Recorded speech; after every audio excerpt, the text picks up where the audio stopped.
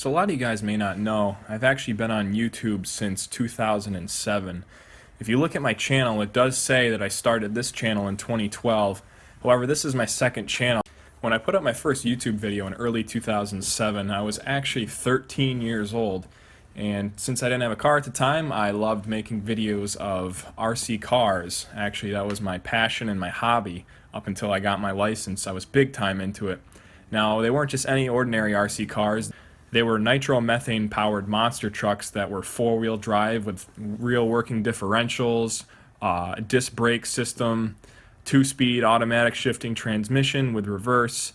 These were no joke, they were a real deal, and you actually had to tune the carburetors all the time, and it was a full-blown hobby. I'll leave the link to my channel in the video description below.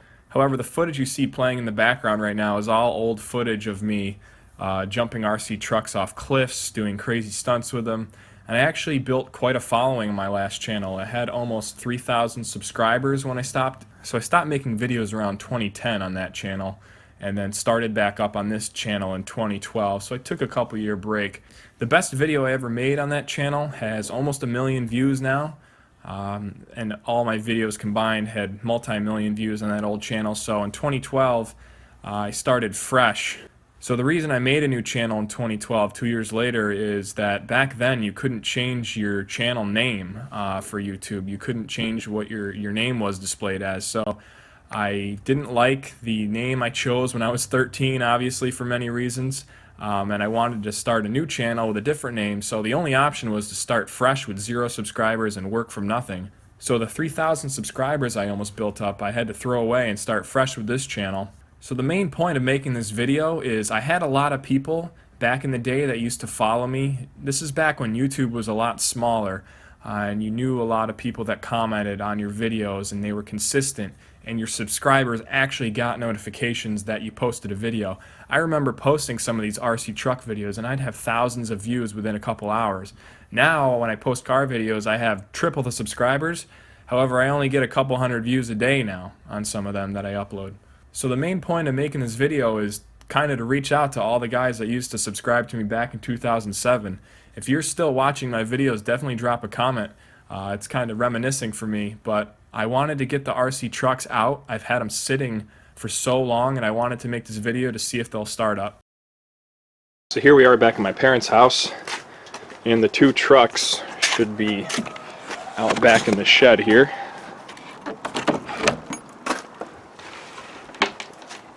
Here they are. There's all my Traxxas T-Maxx stuff.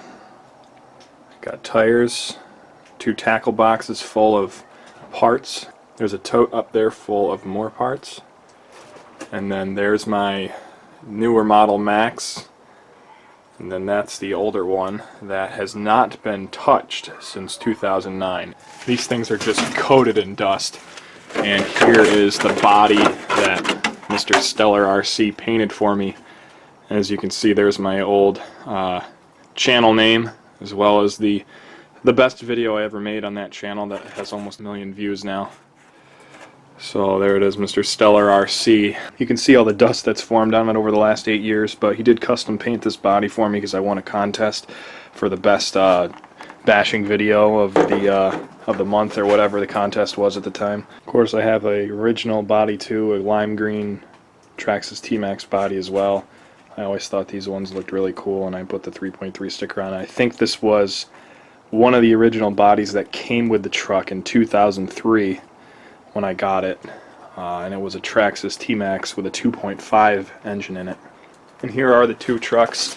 Of course, this one's the older one that was originally a T-Maxx 2.5 and it was converted. This one's actually from 03, so geez, it's 14 years old now. Literally just been sitting forever. They've been sitting so long, the foam in the tires actually flat spotted. The suspension feels a little stiff on them. It doesn't really spring back very good. One thing I notice off the bat is that these servos are stuck. Usually you're able to twist them back and forth by hand. So there's the servo to go from forward to reverse. That is completely stuck. And this one for the throttle and brake, no matter how hard I push on it, it's like the motor inside is locked up, so it may need 2 new servos to even work. I'm curious to see what it'll do when I get a good battery in there that holds a charge and can power up the electronics in this thing. And they should sound like the one on a steering servo where it can go back and forth like that. But these are just completely seized up. One thing I'm going to have to replace is the carburetor boot, which is that piece of rubber right there. It should be bright blue, but over the years it is faded, and that is rock hard right now, so it won't allow the carburetor to slide and open up at all. So I have a couple new ones of those to put on each truck. Alright, so I've taken the 2 trucks back to my apartment. Now I'm working in the garage. This truck is of course the one that hasn't been started or messed with in 8 years. So just a little background on this. This was originally a 2003 model T-Maxx 2.5, model number 410, and over time I converted it to the T-Maxx model 4909, which was the T-Maxx 3.3 with the shorter wheelbase, as well as the transmission was swapped out too. That's a newer transmission with the smaller spur gear and torque limiting clutch system they have on the end of the spur gear there. And it's also a 2-speed automatic, and this one has reverse capability. The newer 4908 model did not have reverse. So what I'm going to do now is I'm going to pull the 3.3 engine off of the chassis, since it's going to be easier to get to that carburetor boot and replace that. I have the new parts that came in for that. Traxxas part number 5242. It came with 2 new boots, so I'll probably replace them on both trucks. Alright, so I got the engine and the fuel tank out of the car here. And that's actually been sitting so long that these steel drive shafts I put in, I think were brand new in 2009 when I put them in. And just from sitting for 8 years, the rubber protective boots, they got so brittle from sitting in a shed for 8 years that they already are cracked. But I remember when I put those shafts in, they were brand new right at the last time I ran this truck. So here's the 3.3 engine itself and the fuel tank out of the truck. So just a quick test. This is the flywheel to the engine. That's a shoe clutch, and obviously the clutch isn't engaged, so the bell gear spins freely. But if I try to rotate the flywheel, it's pretty tight. It's not normally like this, so I can rotate it slightly, so that tells me the engine isn't completely seized up, but there's definitely a lot of resistance there. So I'm kind of questioning if this thing will even fire or not, but I might take the glow plug out and spray a little WD-40 in the cylinder to free it up a little more, so when I go to fire it, it'll roll over easier. I just finished cleaning up the exhaust pipe a little bit with some steel wool. It was really aged looking, so it turned out pretty good. Now that I think of it, I think the only thing that's still original on this truck is the battery box. I've pretty much replaced every other part on the entire truck. And speaking of batteries, I think that's another area I'm going to have trouble with. Now there's a battery I need to start the engine itself, because this has an electronic starting system. That's the electric motor right there that turns over the nitro powered motor. Those take a 7.2 volt 6-cell battery pack, and I remember in 09 when I had the trucks running that the battery pack I had at the time was on its last leg, so it would barely hold a charge. So what I ended up doing was I went on Tower Hobbies and bought a $10 battery pack. Now the battery in here is custom to the truck. This is something I installed myself actually back in the day. It's a rechargeable hump pack, 6 volt, and it's 1400 milliamps, but I think I'm going to have a struggle with these. I doubt these are going to hold a charge since they've been sitting for 8 years, but I'm going to give it a try. This old protector boot is so old, it's just chipping away like plastic. It's not even flexing at all, so I'm just breaking it off. So there you have it. That's all fixed up. Looks a lot better. Carburetor slides like it should, and on to the next step. What I'm going to do next is clean up the fuel tank. I'm going to probably splash some alcohol around inside to get any gummed up fuel out of there. So I'm going to also blow out the lines a little bit. Hopefully they're still good, not dirty on the inside. There's also a fuel filter in between the lines. I'm going to take that apart and just check that to make sure that's clean and not plugged with anything. Alright, so I ran some WD-40 through the engine. I pulled out the glow plug. You can see the shiny part down there is the piston. And I squirted a little bit down the carburetor. And now the motor seems to be spinning a lot more freely. And I can hear, even without the glow plug, it's got some compression back. You can hear it pop. We got the Easy Start, which is a starter box, which sends power to the Easy Start motor, and we're going to give it a fire right now. So that's good news. The Easy Start motor, electric motor, still works. The engine itself seems to spin over pretty freely, So I think we're going to have better luck now. I think this thing will fire. I'm going to test the glow plug now to see if it's going to get any heat to it, see if it'll fire. Even after 8 years, this glow plug still gets nice and red hot, so I think we're going to be able to use this one still, and we'll give it a shot. Alright, so the truck's all back together now, pretty much. I got the new dust shield in there on the carburetor. I set the clearance with the spur gear, so that seems good. The only thing really I have left to do to see if these seized servos work or not is to see if this battery here will hold the charge. So I've got the Super Brain charger set up here, and this thing still works. I bought this back in like '05, I think, and I just plugged it in and it works. So we're going to see if this guy will charge up. If not, I'm going to have to buy a new one of these batteries too. Alright, so the battery just started charging. It's a 1400 milliamp battery, so this is the milliamp display on the screen. So if it was a good battery and it's a brand new battery, it should get to 1400, but I'll update back with what I can get out of it. Okay, so the battery took 56 of the 1400 milliamps. So odds are I'm going to have to buy a new one here. Alright, so I got the remote powered up. I got the battery plugged in with whatever juice I have left in this old thing. It's only going to last a couple minutes, but it's confirmed that the throttle and the reverse selector servo, these two here, they're completely dead. When I oh, wait a second. It came back to life. No way.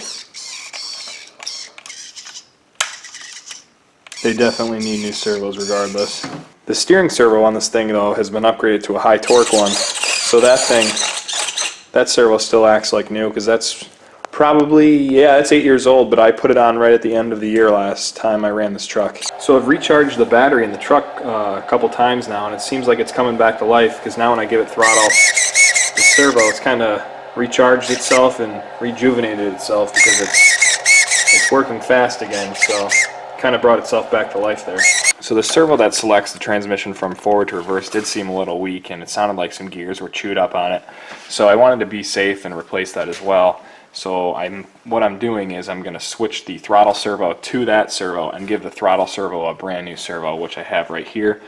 A brand new Traxxas 2018 throttle servo, and this is the throttle servo that was in the truck that I'm going to put in place of this one, and I'm going to throw that one out.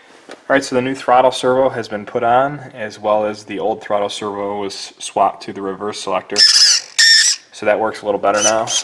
And then that's the new throttle servo.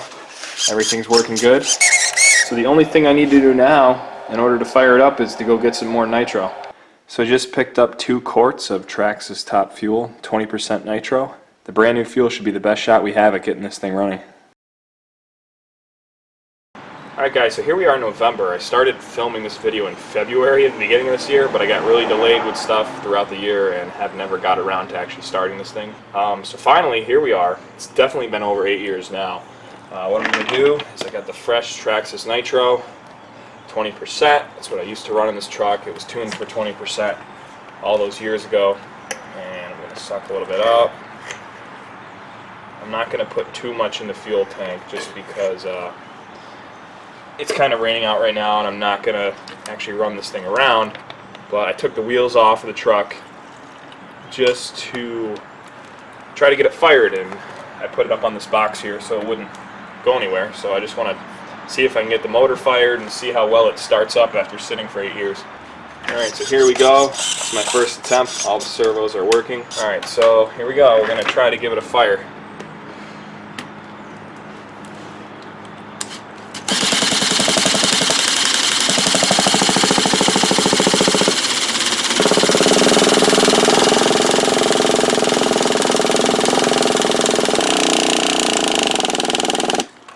So the Easy Start battery needs to be recharged, and then we'll give it another try. An Easy Start, try again.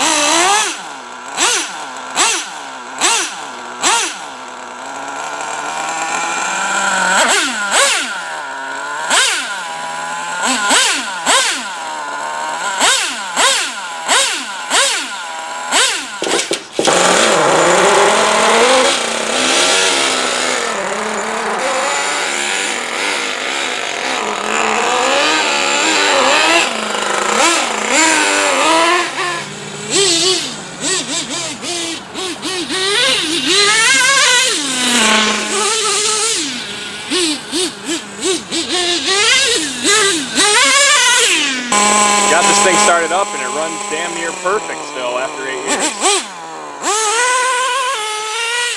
Spins all 4 tires, shifts second gear like it's brand new. It's very cold out, so the tires aren't getting much traction.